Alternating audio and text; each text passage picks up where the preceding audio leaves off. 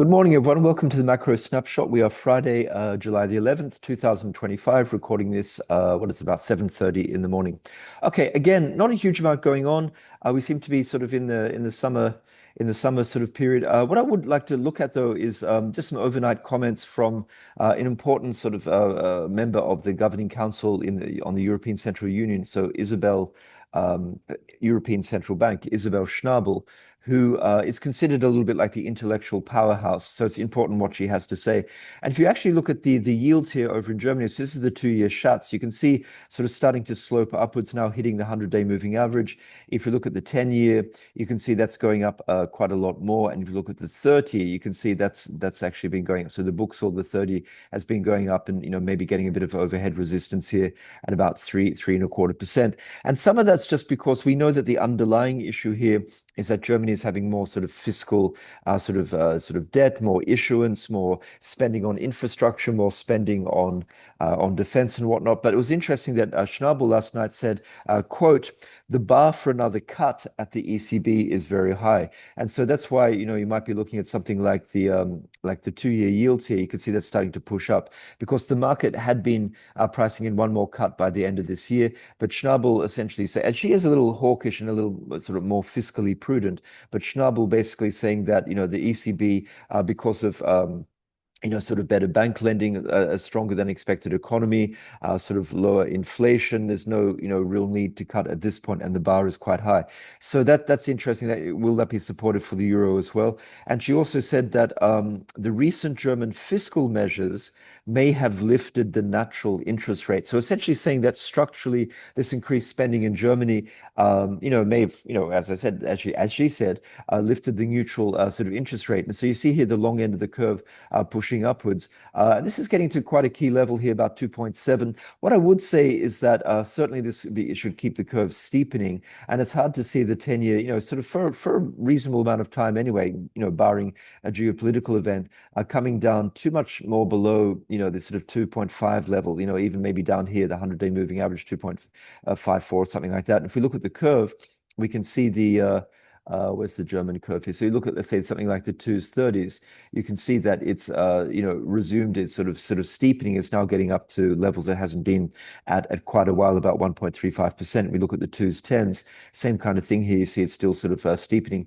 So it just seems to me that you look at the situation in Germany, you look at the situation in France, where the economy is not doing well, and there is a lot of sort of spending, and it's very difficult to get any kind of reform in terms of expenses and pensions. We also look what's happening in the UK and the recent fact. If we look at the UK yield, what's kind of interesting, let me just sort of find it here, is that people talk about the Liz Truss moment, but the point is, I just have to find the yield here. I always forget the symbol. Yeah. So if you look at this, you can see that the yields here are actually I want to put it on the 30-year. You can see that they're getting pretty high, and people talk about the Liz Truss moment, but actually you can see here that in 2025 we're actually higher than we've been ever since the Liz Truss moment, which was back in 2022. So you see we had this big spike and people saying, oh, there's a lack of fiscal discipline with the UK government, and here we are 3 years later, we're actually sort of above those levels, and really looks as though this could even keep on pushing higher. You see this is sort of a long-term trend, is pushing higher. And obviously in the States there's issues about too much deficit spending. So it does seem that some kind of medium-term trend, at least, is for sort of long-end yields to sort of drift and push higher, because governments, I think especially after the great financial crisis and then COVID, politicians have tasted what it means to have, quantitative easing and sort of almost like unlimited sort of fiscal space. And unless the bond vigilantes really push up these sort of long-term yields, I do think we're in a regime where sort of politicians are going to find it just way too sort of easy and comfortable and tempting to actually just keep on spending and just, avoid those difficult political decisions to cut spending, both in the US, possibly, in Canada, in the UK, and in Germany. We're seeing that long-term yields are definitely pushing up. And that, all things considered, should be as steep in terms of, the sort of the bigger picture. Anyway, interesting. In terms of sort of oil, let's have a quick look at oil. Just want to have a look at that. Not a huge amount happening. There's conflicting headlines coming out of OPEC that they're done sort of increasing their production sort of increases at this point. There's a lot of confusion. No one exactly knows what's happening with sort of Trump, the tariffs, global trade, the global economy. Is it sort of solid but sort of weakening? Is it solid with the potential to lift off a little bit more? So a lot of uncertainty over the sort of the medium to long term, like the 6, 12, 18 months time horizon. And that's being reflected here in the oil market, which you see is sort of grinding up a little bit, but essentially is just stuck in a range, just in this trading range. As I said, probably, something like about 65 to $75. And just in the short term here, we've got, it seems to be stuck between the 200 and the 100-day EMA, although it is being supported by this sort of upward sloping line. So I don't think there's a lot of price action, a price movement, a sort of money flow happening at the moment. One thing which is interesting is that Trump, in his fashion, just overnight said that there was a major statement on Russia coming on Monday. It seems that he's been sort of saying things that he's running out of patience with Putin, and Putin's killing a lot of people. So just in terms of the oil market, let's keep our eyes open. Maybe on Monday there'll be sort of new sanctions, like serious sanctions, sort of imposed on Russia, maybe on the energy sort of sector over in Russia. We shall see. Of course, in theory, that could be a little bit supportive in the short term for oil, although the longer term picture is a little bit ambiguous, so not a huge amount of movement here. In terms of other stuff, again, not a huge amount overnight. What we do have is, volatility continues to remain, relatively low. Did get a little bit of a pop, and we see the ES coming off a little bit. And that's probably because Trump yesterday released a sort of a flurry of, I don't know, headlines, tweets. There's going to be like a 35% tariff apparently sort of being thought about on Canada. Of course, this is not yet signed into law. And the second major proviso here is that it would exempt the existing sort of products which are already covered by the USMCA. So that's the trade accord which took over from NAFTA, which is essentially Canada, Mexico, and the US. So anything which is under the sort of umbrella of that accord will be exempted, which actually is a lot of stuff. But nonetheless, Trump continuing to play hardball and potentially a 35% sort of tariff on Canada. And if we actually just have a quick look over at the Canadian dollar, we can see that USD CAD did pop a little bit. This is the daily chart here. Actually, I'll just put it, let's say, on maybe I don't know, 15-minute chart just to have a little bit more of a sense here.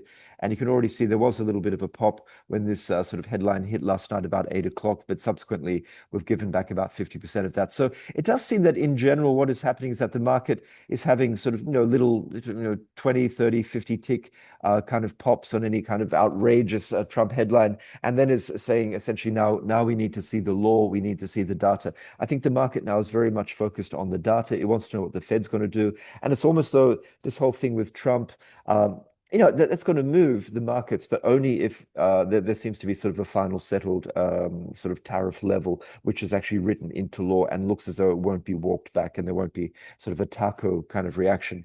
Secondly, just in terms of the tariffs, Trump said that today possibly there'll be sort of a letter going out to the EU. So there could be some sort of headline risk today if Trump comes out with some kind of vague letter saying there's going to be 20, 30, 40% tariffs on the EU. Again, what I expect would be that maybe the equities would sell off a little bit, be a bit of a reaction, and then the market would essentially say, okay, we don't have any concrete details. Thirdly, Trump yesterday did say that, other countries, a little bit vague, but other countries would be paying between, 15 and 20%. So all in all, I think there's a couple of things to take away from this, that the market is reacting, but less and less, and the initial reactions are often being faded. I think the market at this point, as I just said, is much more focused on hard data coming out of the US and globally, and not even maybe surveys. Really wants to know, what is the employment situation? What is the GDP? What is the growth situation? What are the PMIs saying? And that's the situation there. Okay, apart from that, guys, we also have Canadian jobs today. Again, just while we have Canada up, the unemployment rate is about sort of 7.1% at the moment in Canada, which is starting to get more elevated than historical levels. There is, as we've just seen, quite a lot of ongoing sort of trade, sort of tension between the US and Canada, and of course they're each other's main trading partners. So today at 8:30, in about 50 minutes or so, we do get the unemployment or the employment report for Canada. And interestingly enough, if you actually look at the survey here, I don't have the Bloomberg connection just on at the moment, but if you look at the survey, you can see that it's a zero. The consensus is for zero, kind of which basically means a flat read, so it could be positive or negative. And if you look look, so that's the consensus there. And as you can see, the unemployment rate is 7%, which is sort of going up a little bit as far as yeah. So if you look at there, you see it is sort of ticking up a little bit. So definitely that could get the market's attention in terms of Canada. Apart from that, guys, not a huge amount to say. As I say, no particular data happening in the US this morning. We'll probably get a few sort of Trump letters and sort of semi-headlines. Not a lot of Fed speak either. So I think at this point, it could just be a relatively sort of low volatility day. We shall see. Next week, of course, we get a lot more. We get CPI, PPI, and also we get some other data, and then we get retail sales and some other things as well. And that'll definitely start moving the market. Okay, have a great day, have a great weekend, and we shall keep this going. Thank you.